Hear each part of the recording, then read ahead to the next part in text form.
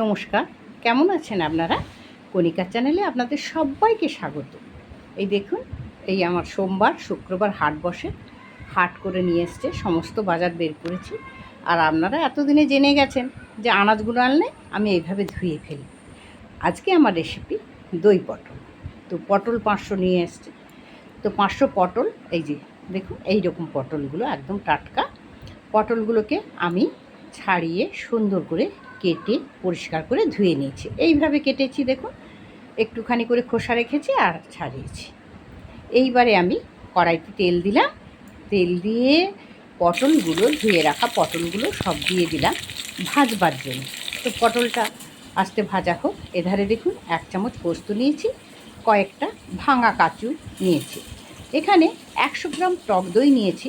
আর টক দইটা যখন গরমে দিই ফেটে যাতে না যায়, তাই একটুখানি ওই দেখেছেন ময়দা দিয়ে খুব ভালো করে ফেটে নেব যাতে দইটা না ফেটে যায়। তো এই দেখুন আমার সুন্দর ভাজা হয়ে এসছে। এবার একটু নুন আর হলুদ দিয়ে আর একটু লাল লাল করে পটলগুলো আমি ভেজে নিচ্ছি। আর 500 গ্রাম পটলের জন্য আমার লাগবে 150 গ্রাম টক দই, এটা একদম মনে রাখবেন। তো দেখুন আমার লাল লাল করে ভাজা হয়ে গেছে পটলগুলো। এবারে আমি সুন্দর করে পটলগুলো তুলে নিচ্ছি। দেখুন এইভাবে পটলগুলো ভাজা যখন হয়ে যাবে তুলে নেব সমস্ত পটল। এবার পটলটা তুলে নিয়ে ওই তেলে আমি গরম মশলা, অর্থাৎ একটা ছোট এলাচ আর কয়েকটা লং আর একটুখানি দারচিনি ফোড়ন দিয়ে দিলাম। এইটা থেকে সুন্দর যখন গন্ধ বেরোলো তখন আমি দিয়ে দিচ্ছি টমেটো। টমেটোর সঙ্গে অবশ্যই একটু নুন দিলাম, টমেটোটা যাতে খুব সুন্দরভাবে টমেটোটা গলে যায়। আর আমার কিন্তু ফ্লেমটা একদম মিডিয়াম বা লোতে রাখবেন। আর এখানে জিরে গুঁড়ি, কাশ্মীরি লঙ্কা গুঁড়ো, এমনি লঙ্কা গুঁড়ো আর হলুদ গুঁড়ো দিয়ে একটু জল দিয়ে একটা পেস্ট বানিয়ে নিলাম। এবার ওদিকে আমার টমেটোটাও খুব সুন্দরভাবে নাড়া হচ্ছে। একটু নুন দিয়ে দিয়েছি তো, তাই খুব সুন্দর করে একদম নরম হয়ে গেল টমেটোটা। আর গরম মশলার একটা সুন্দর গন্ধ যখন বেরোচ্ছে ভাজা ভাজা হয়ে, আর টমেটোটা একদম যখন গলে যাবে তখন আমি দিয়ে দিচ্ছি আদা। আদাটা আপনাদের পরিমাণ মতো দেবেন, খুব বেশি আদা দেওয়ার দরকার নেই। ওই 1 চামচ আদা দিলাম, আদাটা বেটে রেখেছিলাম, সেই আদা বাটা দিয়ে আবার সুন্দর করে একটু কষিয়ে নেওয়ার পালা। দই পটল মানে একটু কষিয়ে নিলে সুন্দরভাবে হয়ে যায়। এবার ওই যে সমস্ত মশলাটা আমি জল দিয়ে গুলে রাখলাম, সেই মশলাটা এবার দিয়ে দিলাম, দিয়ে আবার একটু কষিয়ে নেবো। তেলটা দেখুন কি সুন্দর লাল হয়ে তেলটা ছেড়ে আসছে। এইবারে কি করলাম, ওই মশলাটা যখন সুন্দর করে কষানো হয়ে গেছে তখন ওই যে পোস্ত আর ওই যে কাজুটা বেটে রেখেছিলাম সেটা দিয়ে সুন্দর করে একটু কষিয়ে নিলাম।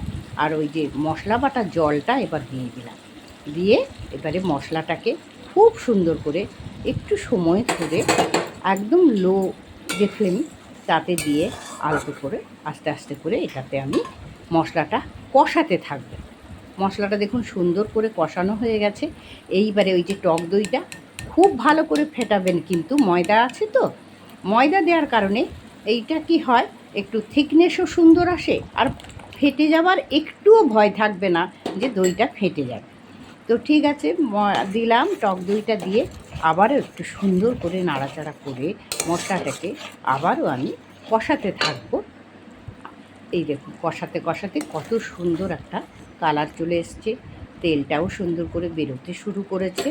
এইবারে আমি ওই যে ভেজে রেখেছিলাম পটলগুলো এবারে আমি ওই মশলার ভেতরে দিয়ে দিচ্ছি, দিয়ে সবাই জানেন যে আলতো করে একটু নেড়ে নেব, খুব সুন্দর করে একদম মশলার গায়ে মেখে নেবো এই জিনিসটা। এবারে আমি দিয়ে দেবো স্বাদ মতো নুন, আর একটু তো চিনি দিতেই হবে। তো চিনি আর নুন একসঙ্গে আমি দিয়ে দিলাম। এইবারে দেখুন ওই যে দই বাটিতে ছিল সেই বাটির জল অল্প করে দিলাম। ঝোলটা আপনারা যেমন রাখবেন, যেটা মনে করবেন, একটু বেশি ঝোল রাখবেন কি একটু কাই ঝোল রাখবেন, তবে এতে একটু কাই হলে ঝোলটা দই পটল খুব সুন্দর লাগে খেতে।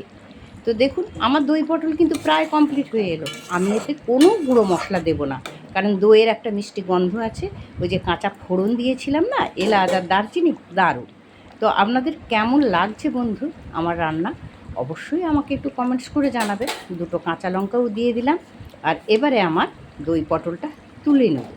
দেখুন দই পটলটা হয়ে গেছে, গ্রেভিটাও থিকনেস চলে এসছে। তো এবার আমি তুলে নিচ্ছি। দেখুন গরম মশলা দেওয়ার কোনো প্রয়োজন নেই। আপনারা কেমন লাগলো অবশ্যই আমাকে জানাবেন। সবাই ভালো থাকুন, সুস্থ থাকুন। আর সবাইকে আমার নমস্কার জানিয়ে আমার রেসিপি আজকের মতো শেষ করছি।